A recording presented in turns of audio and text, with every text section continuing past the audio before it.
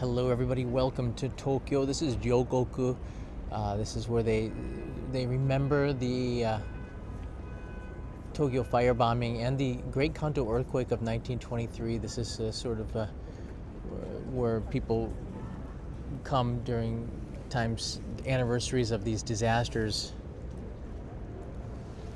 And I thought I'm here filming an episode, so I thought I would share with you just maybe about 15 minutes walking around this park and getting a better understanding of what this day means, especially since it's the 80th anniversary of, anniversary seems like the wrong word, the 80th ceremony, memorial ceremony of about 100,000 people that lost their lives in the Tokyo air raids on March 10th, 1945. It's crazy to think so much time has passed. I mean, during the Corona period, they had the 75th memorial service. I couldn't go to that because of the pandemic and just everybody was much older then. Over the last 5 years, a lot of the people that were alive during that time to share the stories have well, they're not here anymore. So it's getting to a point where there's just a handful of people here. So I'm making an episode trying to share some of the history that we study in the history books from the Japan side of point of view, so that we get a better understanding of what it was like on that day.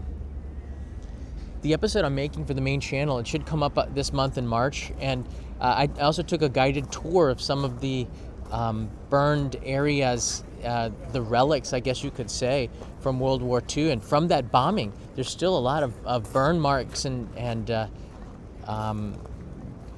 guess just things that you can see. People walk past it every day not realizing some of them are quite significant. The Tokyo's past is in plain sight in some places. So where exactly am I? Let me give you a really quick overview of this location in Yokoku. This temple, I believe, was set up last century, so it's not. I mean, it's not a very old place. It's set up to remember the people who lost their lives. I'm going to pause right here. This whole site of Tokyo that you see, where Route 7 is going through there, that's almost all entirely new buildings. This is the part that suffered the heaviest damage. It was basically just completely flattened, all ashes. So you don't find much history in this side between the Arakawa River and the Sumida River right here. On the top there, that you can see, this is where Yokoku is. This is where the sumo wrestlers also wrestle. It's quite famous for that. And this temple in particular. That's the big Appa Hotel, I think, as well.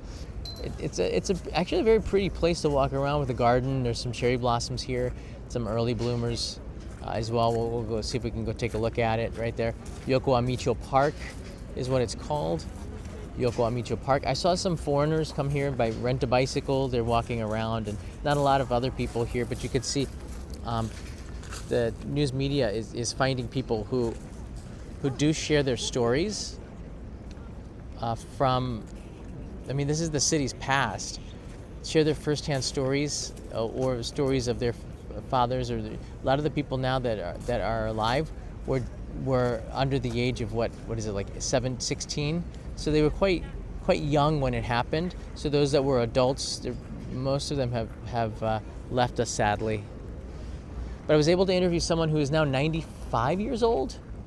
So the interview, and he was very graphic in his description of things, very, very good memory. So this main channel episode that's going to come out this month is going to be very revealing, I think. Walter L. Walters, history always teaches us valuable lessons. Walter, I think the point of this episode, and I know there's going to be a lot of people that always write in about Pearl Harbor, about December 9th. And I also visited Pearl Harbor as well. I want that's really important, I think, to understand, because the Pacific Front of this war started with that act, which was a dumb move. But I want to be real with you. One of the things that I discovered making this episode is that there's a lot of controversy here. Every year, the international community, everybody remembers Hiroshima and Nagasaki, and they should, because this is the only place that atomic nuclear weapons have been used. Atomic weapons is the right word. And there's a lot. But this event here in Tokyo, where there were over 100,000 people lost their lives here, more than in Hiroshima, but the effects of the atomic bomb goes well beyond just that act, which is why it's such a awful thing. It doesn't just impact after it hits. It's something that sticks around for a while, for a very long time. Let me share. Thank you for that, Walter. Let me just go through what Wiki has to say, because it's a good overview. The bombings of Tokyo was a series of air raids on Japan by the United States Air Force, primarily launched during the closing campaigns of the Pacific Theater of World War II. It was pretty much over when this happened, prior to the atomic bombings of Hiroshima and Nagasaki. Once they took Saipan and they could do bombing raids from like really close, it was over. The strikes, and I think they just didn't realize it, the strikes conducted by the Air Force on the night of the 9th and 10th of March 1945, codenamed Operation Meeting House for those history buffs, constitutes the single most destructive aerial bombing raid in human history. Some people in Germany disagree with this, but this was much worse because the buildings were made of wood, and the napalm, the gasoline gel that was in these bombs, was meant to destroy a lot of stuff. Germany had a lot of stone buildings. Tokyo had a lot of wooden buildings, and it was apparent in the aftermath. It was very destructive. 10,000 acres of central Tokyo was destroyed, leaving an estimated 100,000 civilian deaths and over 1 million homeless. The stories I told, a lot of people went out to relatives out in the countryside if they could. Other people were stuck here in the city, which was awful. By comparison, the atomic bombings of Hiroshima, I don't think you can compare, resulted in the immediate death of an estimated 70 to 150,000 people. The U.S. mounted the Doolittle raids, this was in Midway. There's a couple of movies that showed the Doolittle raids, but it was just at the end of Pearl Harbor 2 showed this. It was just that's the Ben Affleck one. It was more symbolic to try to show them that the mainland can be gotten to. I'm laughing because they did it, and proved that it was a huge mistake. Over half of Tokyo's industry was spread out among residential and commercial neighborhoods. Firebombing cut. So that's another thing that's also debated. There's two sides to all the stories. The reason why Tokyo was bombed was because a lot of the factories and the industrial stuff was inside of the residential areas, and whether or not it was because it was a strategic thing, because no one's going to bomb a civilian area, or not. World War II was just a brutal war, and the battles on the islands, the Pacific Theater in particular. We've seen a lot of the movies. It's just really. It's the more I study about it, the more I can't imagine going through something like this in this generation. This is before the internet, before all this stuff was happening. News that came back was often filtered to the public. One thing that I take away from this experience of talking with, and I've been doing this for a couple of years, talking with the residents of Tokyo, the older residents of Tokyo, about their history, about, here you can take a look at the temple here while I talk.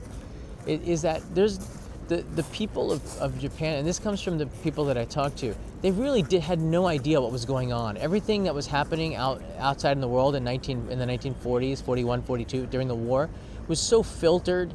A lot of people didn't want to be in war. A lot of the men going off to war didn't understand what they were doing. The civilians in Japan had no clue what was happening in Okinawa and some of the other areas. It was very much filtered to them, and when the bombs started coming, a lot of people were just surprised. This was not the only one. If you look at the Wikipedia at the end of it, I keep on going here. There's a significant area here, and there's a lot of controversy politically still to this day within Tokyo about this. I don't know if I want to get too much into it. Maybe I will in the edited video here, but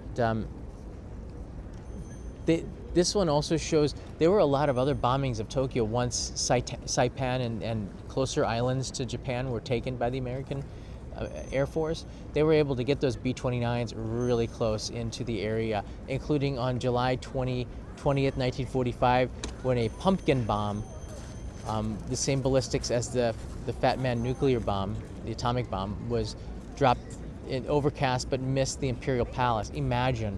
I don't want to imagine. if they had hit, the war would have probably been over if that bomb had hit the target. It's just a brutal, brutal thing. And even after the bombing of Hiroshima, the B-29s were in Tokyo all the way, even after Nagasaki. 70 B-29s hit Tokyo even after Nagasaki. So this is the kind of history that I found this on the internet from the Chicago Daily Tribune that we can sometimes forget about. But I think, and Michael Sassano, aloha, mahalo. I remember my visit to Hiroshima A-bomb dome and was saddened to have seen the after effects of very much so. It's a really tough thing. You can see that there's some B-29s dropping their payload, and then what was left over was not a lot of much of anything. A lot of smoke and rubble. No place that you could live, no place that you could eat, no food. It was the after, and 100,000 bodies, and this is after it's been cleaned up, but there were 100,000 people who were in the river, Sumida River, and were discovered months later. Many of them burned beyond recognition, of course, and the ashes of them were put in the cenotaph, I believe, which is right here. I think it was ABC News showed the before and after pictures here. Let me see if I can get rid of this one. I thought that was really interesting to see. This one is Asakusa. That's also in the main channel. Not a lot remained, but these two buildings are still there.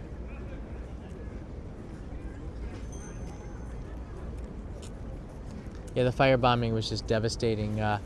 Again, you could see in the background, everything was made of wood in Japan. So, I mean, one of the times, whenever they had an earthquake, especially during the daytime when people were awake, people were using fire to cook, and it would always lead to more fires within the city and lots of loss of life because of not the earthquake, but what happens as a result of the earthquake. I came here about two hours ago, and the imperial family comes, and this is part of the controversy.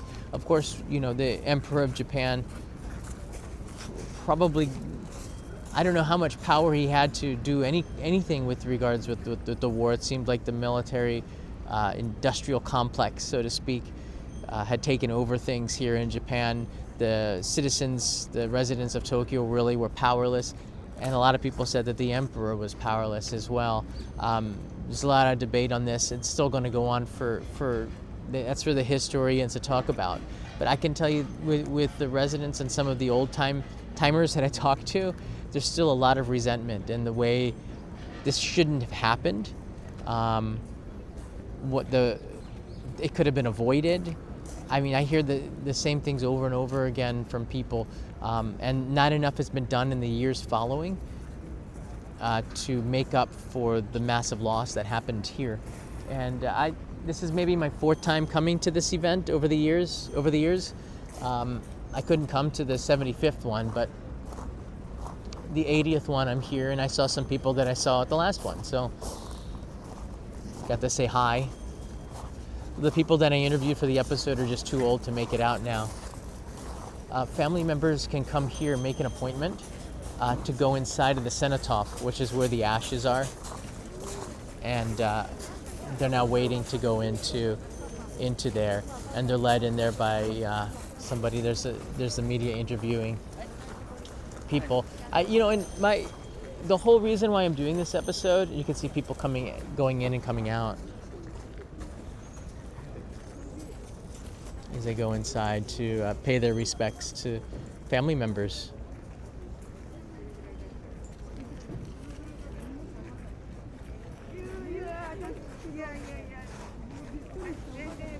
The whole reason to make this is because my feeling is I live here in Tokyo, and I know a lot of people that, and especially my wife's grandfather who passed away. He had stories of World War II, and it just opened my eyes. Because we read things in the history books, but we don't really get the other side of things. It was maybe the first time I experienced the other side was going to the American War Museum, which is in Vietnam. They called it the American War in Vietnam, that blew me away. And then to see the images that they had in their museum about it, it's like, just war is, when you see this kind of stuff, war is so easily preventable. But somebody told me that every 3 generations, people forget about the past and they do stupid stuff like this again. And hopefully by making these kinds of episodes, we can remember what we lost from war, and that will make it easier to lean on peace and try to find a better way to do things. And look, the people that we see here that are quite old, that were just kids when this happened, they grew up in the rubble of Tokyo, and they're the ones who know the most about this topic because they lived through it. They know what can happen from it, and a lot of them, it's hard not to get really emotional, because I remember listening for, I think I did 3 hours of interviews with the witnesses of the Tokyo firebombing, like what they saw and stuff. But one of the greatest fears that they have, if you can call it that, is that the younger generation, when they're gone, won't be able to remember what they went through, what their experiences were like, because that generation certainly didn't want war after what they went through. But the younger generation hasn't lived through it. They don't know what it's like. So it's really important to do these kinds of episodes. At least I think so. And it's not exactly the easiest content. My Emmy, who's my assistant, translated the interviews, and she was in tears the whole time she did it. I think I should probably double up her payment for doing that. Was really hard stuff. It's very graphic, and I think it's really good to hear this firsthand from people who were there. The man was 92 that I interviewed, and he took a bus to get there. It took him an hour and a half from the area of Tokyo that he was from. So I made a request with the Tokyo Firebombing and Raids Museum, which is a place that everybody should go to. I think it was one of the universities, Yale University, came in and translated all the things inside of the museum recently. I got a chance to talk with a couple of dudes, nice people from Yale University, and they were there helping the museum, and I thought that was great. So it should be translated in English now, which was a big problem for why international tourists wouldn't go in there. I mean, you just couldn't understand. You just see the images, and you couldn't put it all together.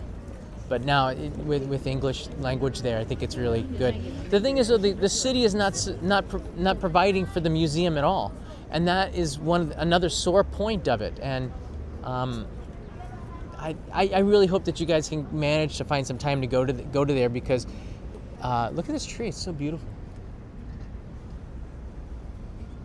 Yeah, this is Yokoamicho Park. Yeah. I do hope that you guys can find some time to make it to the Air Raid and Firebombing Museum and go take a look at the other side of the firebombing. It was the biggest air raid, I think, air raid in world history, if not world, there ever will be. I don't think anything is going to be done like that ever again. It was done to inflict maximum damage, and it's war. A lot of Americans were losing their lives. The Americans were doing everything that they could, my country, to try to end the war. There's no way to do things diplomatically either. And there's just a lot of this could have been prevented, and it all goes down on the Japanese military for not recognizing that they had lost. They putting citizens in line. They weren't easy decisions. I've seen the old videos of Truman speaking as well, and he wore this hard. Roosevelt wore this hard. This was not easy stuff that they did, which is why that war was so awful, and why it shouldn't happen again, and why I think it's important to talk about it. You know what I mean? Wow, I'm starting to hear the voices of the people from the past. So it's a really, really hard thing. I guess there's a bus that's been bringing in people that I believe this is for people that might be a little bit older, but this bus brings them in so they can't travel into here. So this is the look from Yokoamicho Park on the 80th anniversary. 80th memorial ceremony is the more appropriate term of the Tokyo firebombings. There's always people who are going to be, talking about Pearl Harbor from the American side. And going to Pearl Harbor was extremely emotional because they do an amazing job of the memorials there, showing the servicemen, sharing the stories, making sure that they're not forgotten as well. And that's war. You have to look at both sides. And as I'm a resident of Tokyo, I very much can see the Japanese side, and this is how they worship. They brought all these flowers here. That's a lot of flowers people have bought to share with the temple here in remembrance. And I'm going to go to another memorial before I go home today.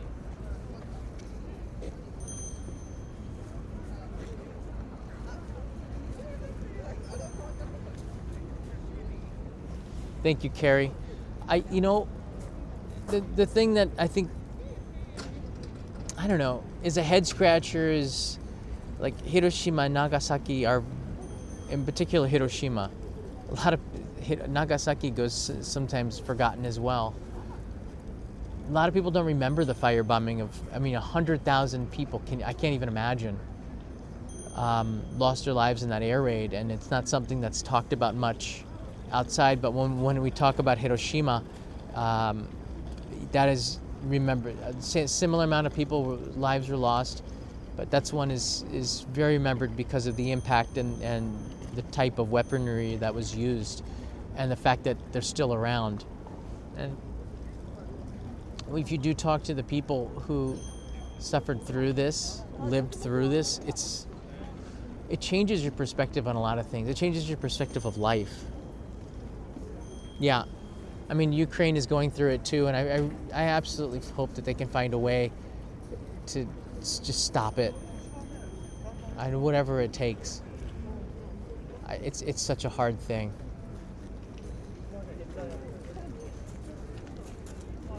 But these lessons that are often forgotten about generations that are lost. Too many people were lost, and talking about what happened here in Tokyo, it's impacted every country in the world has had a war, I believe. Probably even Switzerland, for all I know. And when you go through a war, what I've been told is that for 3 generations, you remember it, and then once that generation leaves, it's forgotten, and we repeat the same history because such things were forgotten. Yeah, it's a brutal thing. The rules and engagements of war, just a brutal thing. And I was listening to what Nixon had to say in his archive videos on YouTube. It's a fascinating thing. I don't know. Nixon was no saint, all right, but he was a pretty good president, and he had a lot of he saw a lot of history going back to when he got into Congress in the 1940s. He lived through it all. And he gave an amazing, talk on Yalta, which is where FDR, Winston Churchill, and Chamberlain were all together. And he gave his feedback on this and how he dealt with the Russians back then. And I thought that was, now, of course, Nixon's not here, but it was interesting to see how such things are relevant even today, on how Nixon, great Republican president, leader, he of course was no saint, no president is, but how he dealt with the Russians, and how he dealt with international policy, and how he dealt with the Chinese, and how he dealt with just these lessons. They're very relevant to today. I thought it's like he's predicting the future,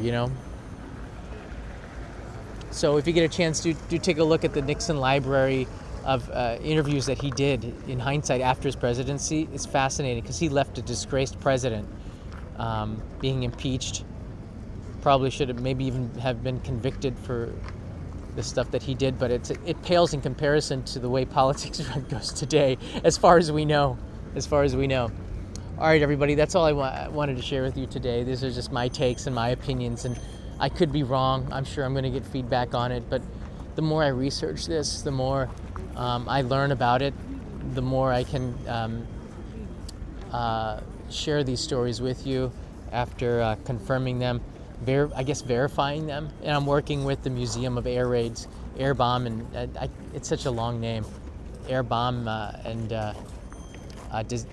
Damage, to make sure that the facts are right in the episode that I'll be uploading. So it's something that we can learn from for many, many, many, many years to come, hopefully. You can see there's some people bringing flowers. There's a cameraman tracking him.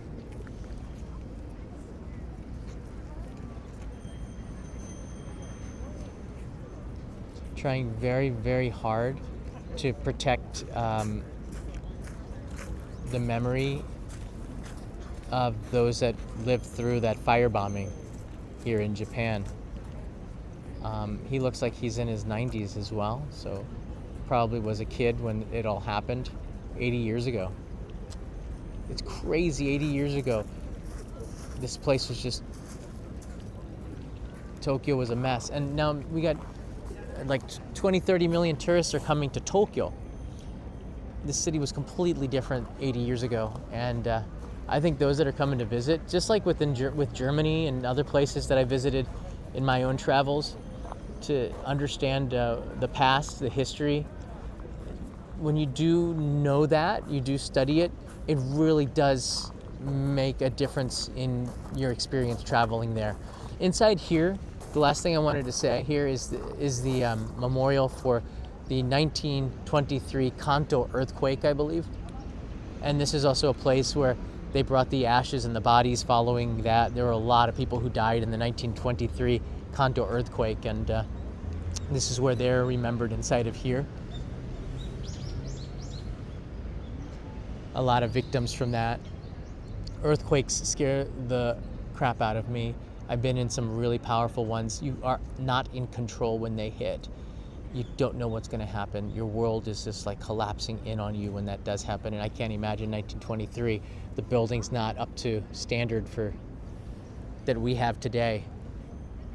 So that's all I have for you. The 80th memorial is pretty much completed. A lot of people have gone in there, and anybody can go in and you can give your prayers for the victims, for those that lost their lives inside of this temple here. And I'm a little older than John, a World War II grandchild of European immigrants.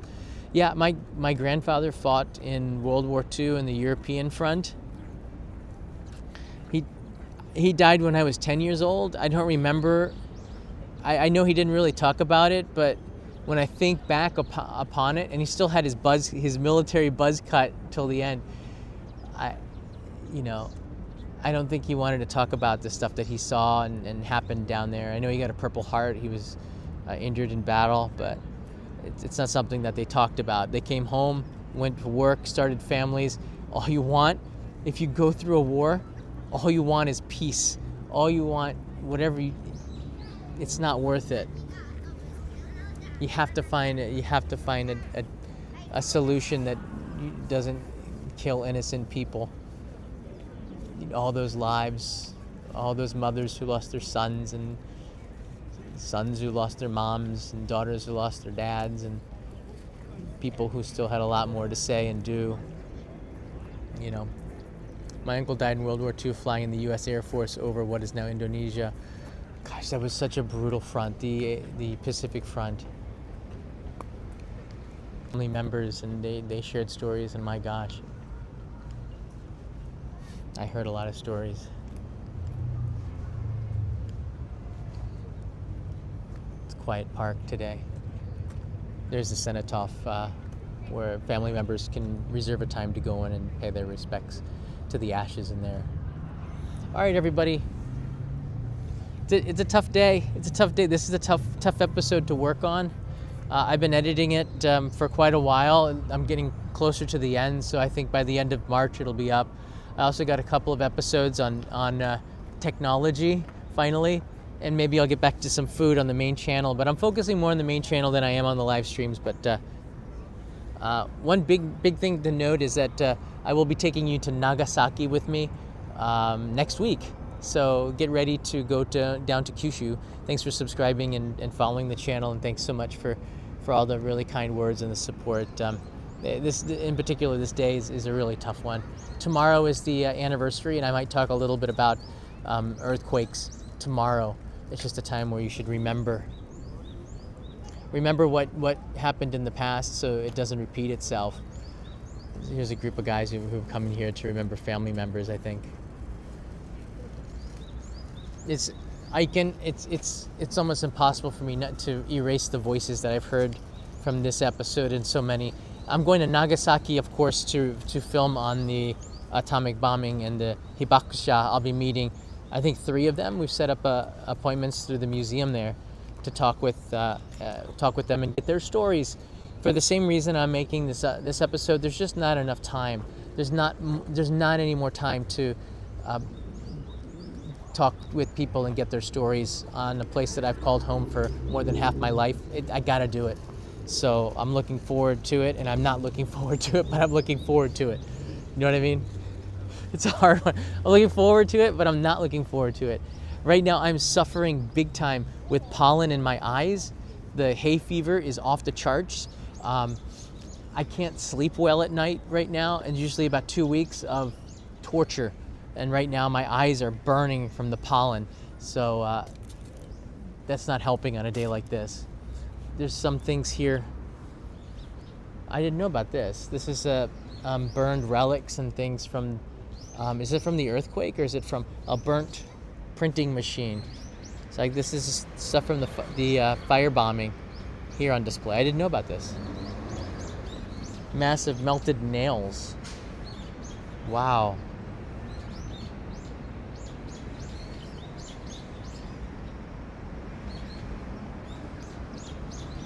Burnt electromotor. Wow. There's a lot of relics here as well from the, I guess this is from the firebombing. Remains of a burnt car. Again, history, you should be able to feel it. Kids need to see this. Kids need to see this and kind of understand about their great-grandparents. I hope Leo gets a chance to understand this as well, because the city that we walk around every day on March 10th, 1945 was nothing like it is today. All right, everybody. Thanks for watching. Sorry if the audio was bad. I'm not sure what's going on with this mic, but take care. I'll see you tomorrow. Mata ne.